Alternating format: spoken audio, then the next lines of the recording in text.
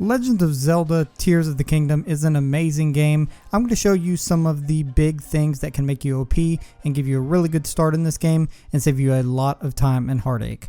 Number one is getting your horse early. Now you definitely want to do this, and once you make it for your first time to Lookout Landing, you're going to go to the stable here and they're not going to be able to register a horse for you. So you're going to go just southwest over here to this area that I am. In this open field, you're going to see a ton of horses here. All you have to do is walk up behind one, sneak, and then hit A to mount the horse. This is insanely important because it's going to save you a ton of time of walking around everywhere. And then you just hit the button as fast as you can to soothe the horse.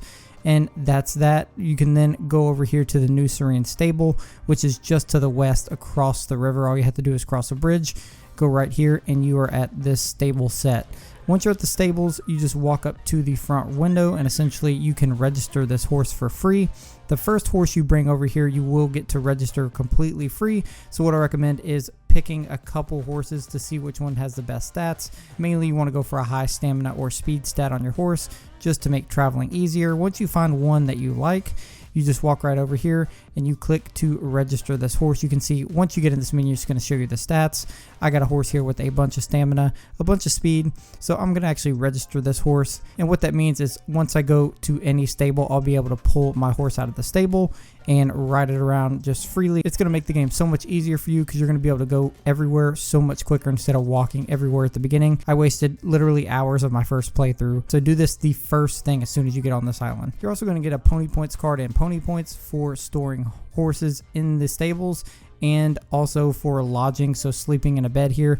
So the next thing you want to do at the same stable is go right over here, sleep in a bed. It's going to cost you 20 rupees, but that's fine. It's going to give you an extra pony point, and that's going to give you the perfect amount that you need to get the bonus unlocked here. Once you get that bonus unlocked, you're just going to go to this book. Once you interact with the book, you're going to use all of your pony points, the ones for the horse and the lodging, and get the towing harness for free. So once he gives you this, you can just walk up to the front window. You can say you want to go ahead and ride your horse, and then you can hit the customize option, attach the harness, and now you have a harness on your horse.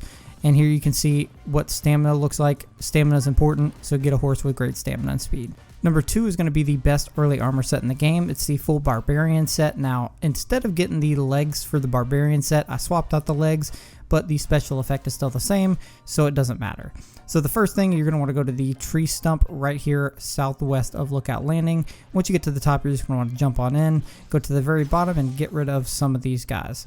Once you get to the bottom, you're just going to walk across this log, get a sharp sword, and break through those vines. Once you break through those vines, you're going to enter a water area where you can climb up this gigantic tree, climb all the way to the top of the tree, keep on going and break the final vines at the end. Once you get here, you're going to be able to open up this chest, and this chest is actually going to give you the Fierce Deity boots. These boots give you attack up +1, which is just what we want. Next, you're going to want to go just over here, which is to the northeast of Lookout Landing, right inside the next area. This one can be a little hard to find.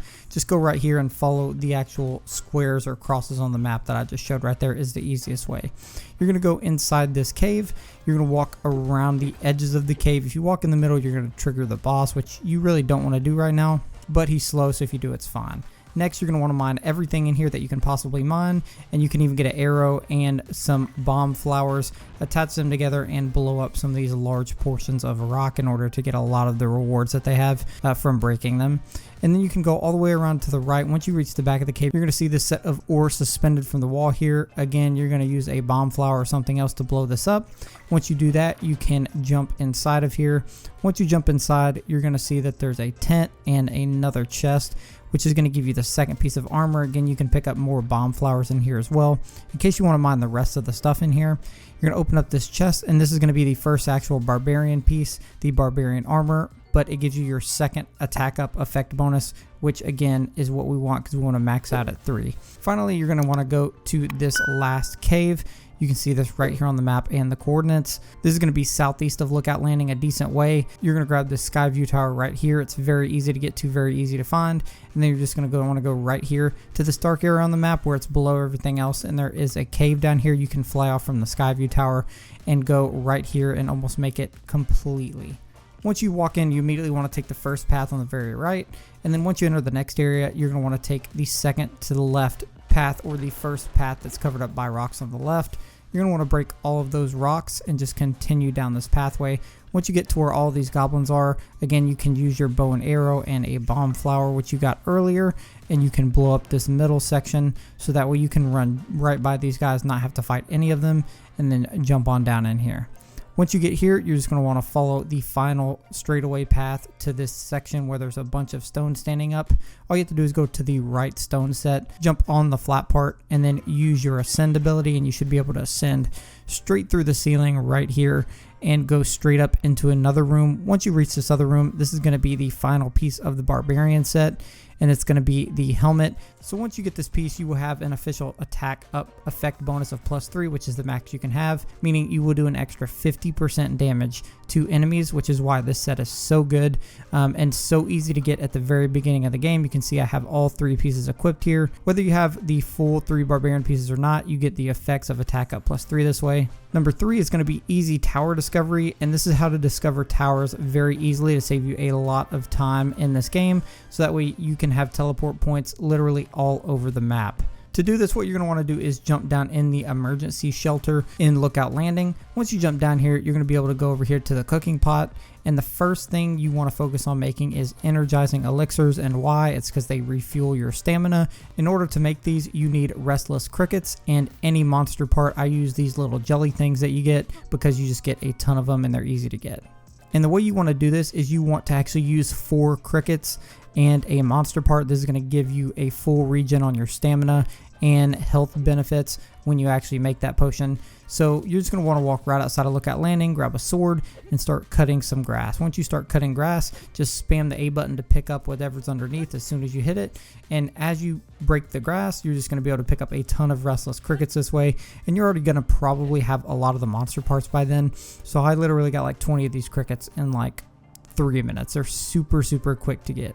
So again, you want to make this out of 4 restless crickets. So you can see I'm going to put 4 in my hand here, and then I'm going to go up and grab one of these jelly things, and then you're going to throw this in the pot and cook it. It's then going to give you an energizing elixir that will refuel your entire stamina bar, which is perfect because that means you can just fly almost infinitely. So you're going to want to make a decent amount of these. I would recommend making like 6 to 8 if you're going to try and discover all these things pretty quickly. And so I'm going to show you now again how that works. So make a couple of those, and then you're just going to go up, fly up in one of the towers that you already have. Once you get to the top, you can pause the game if you want, but basically just locate a tower that you want to go to. Some of them you can open regularly, but some of them do require special things once you get there, like moving a rock or moving a platform or something. But you're going to locate one of these towers you want to go to and glide and fly to it as far as you can.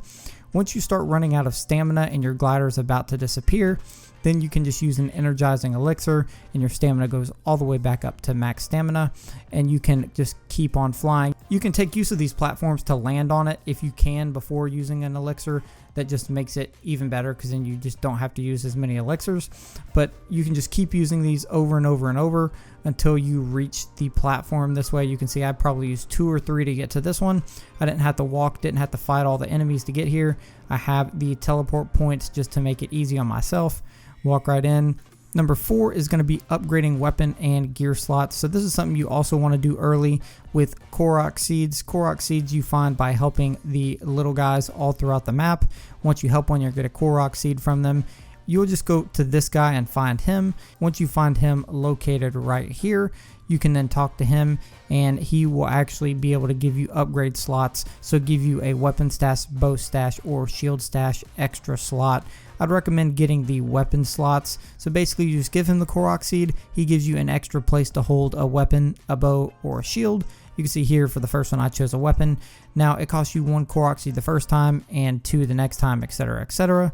So you can actually make a lot more room in your inventory this way and hold a lot more stuff pretty early on. Number 5 is easy money method. So there's 2 real easy methods. So I'm going to exclude the first one, which is the normal way to make money. So while you're playing the game, a lot of the gems in this game, such as rubies, sell for a lot of money. That isn't what I'm talking about. I'm going to get rid of all the selling stuff and talk about the 2 methods I found that actually work outside of this.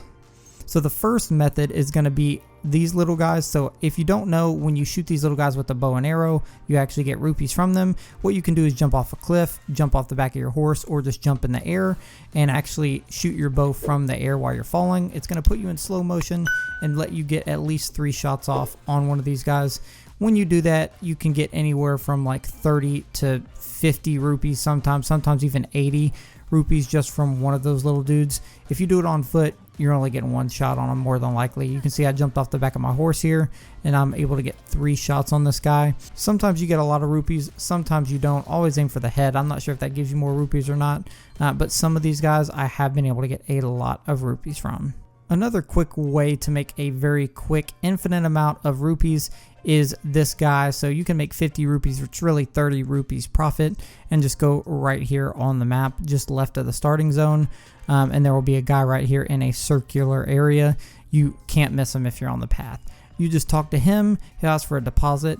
You play this mini game, and basically the secret to this mini game is to just walk up to an object that falls out of the back of his thing, and you have to put 10 in his cart. You just attach one using your hand ability, then you attach that group to the next, attach that group to the next. So basically you're just attaching them all together and then putting them in the cart all at the same time. If you try to do this one by one, you're gonna lose. So just do it this way, and then if you get 9, go back to get the other remainder one, and you can do this again, like I said, over and over and over, and you can do this infinitely. It's a free 30 rupees every single time you do it. Number 6 is the best weapon and ability to use a laser gun. As you can see, a lot of players have already been using the objects that you find in the world to be able to defeat enemies. If you go to this location on the map, you can find this thing right here. It's going to shoot a laser out of it. You can use this to actually turn it on and walk around with it, and all it does is consume its regular battery, which recharges on its own. You can use this and just destroy enemies with it. So you can carry it around to different camps and just get rid of enemies super quick this way, and helps clear out a large group of enemies, since early on in the game you don't have a lot of health and these guys do hit pretty hard. One of the great things about this is once you get done using it, once you're ready to go to the next area, as long as you have your horse and as long as you have the thing on the back, you can just simply attach it to the back of the horse and take it with you wherever you go to use it on any fight that you want. Keep in mind, if you do put this on the very back like I did, if you hit a spot wrong on the map, it can actually fall off. So make sure when you put it on, you put it on the very top, and you should never lose it. That being said, these are some of the big starter tips to become OP right at the beginning and have a solid start and be able to navigate the map very easily, very quickly, and save you a lot of time at the beginning of this game, which I didn't do, and I wasted a lot of it. So thank you guys very much. Make sure you subscribe to the channel, like this video if any of this info helped you out. Thanks.